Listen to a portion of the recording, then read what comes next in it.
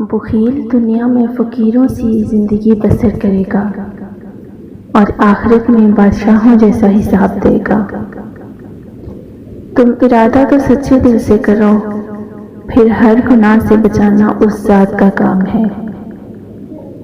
ضروری نہیں کہ کچھ توڑنے کے لیے پتھر ہی استعمال کیا جائے، بس لہجہ بدل کر بولنے سے بھی دل ٹوٹ جایا کرتے ہیں۔ دوسروں کو اپنی دعاؤں میں یاد رکھنا بھی محبت ہے۔ راہ حیات کی تلخیاں سہتے سہتے اب تو بہت کڑوے ہو گئے ہیں ہم۔ اللہ پر بھروسہ رکھو، اس پھول کی طرح جو راستے کے کنارے اگتا ہے، جسے نہ کسی نے بویا ہوتا ہے اور نہ کوئی اسے پانی دیتا ہے، بس اللہ ہی اس کا خیال رکھتا ہے۔ اللہ دیر نہیں انہی کے لیے کرتا ہے جن کا مانگنا اسے بے حد پسند آ جائے۔ آپ کا دل بہت قیمتی جگہ ہے، کوشش کریں اس میں صرف وہی رہے جو اس میں رہنے کے قابل ہے۔ قرآن پاک وہ نور ہے جو زندگی کے اندھیروں میں روشنی دکھاتا ہے۔ مسکراہٹ کی قیمت کچھ بھی نہیں، لیکن اس کا نفع بہت بڑا ہے۔ یہ ایک لمحے میں گزر جاتی ہے، لیکن اپنی میٹھی یاد ہمیشہ کے لیے چھوڑ جاتی ہے۔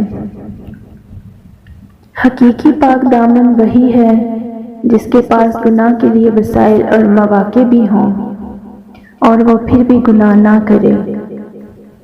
مومن پر 3 احسان کرو، نفع نہیں دے سکتے تو نقصان نہ دو، خوش نہیں کر سکتے تو رنجیدہ نہ کرو، تعریف نہیں کر سکتے تو برائی نہ کرو۔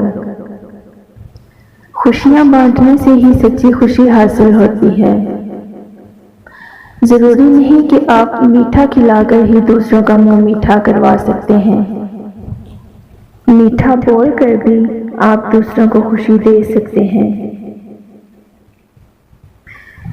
اس فانی دنیا میں کسی پر بھی بے انتہا بھروسہ مت کریں، کیونکہ تاریکی میں تو اپنا سایہ بھی ساتھ چھوڑ دیتا ہے۔ اللہ نے چیزیں استعمال کرنے اور لوگ محبت کرنے کے لیے بنائے ہیں، مگر انسان چیزوں سے محبت کرتا ہے اور لوگوں کو استعمال کرتا ہے۔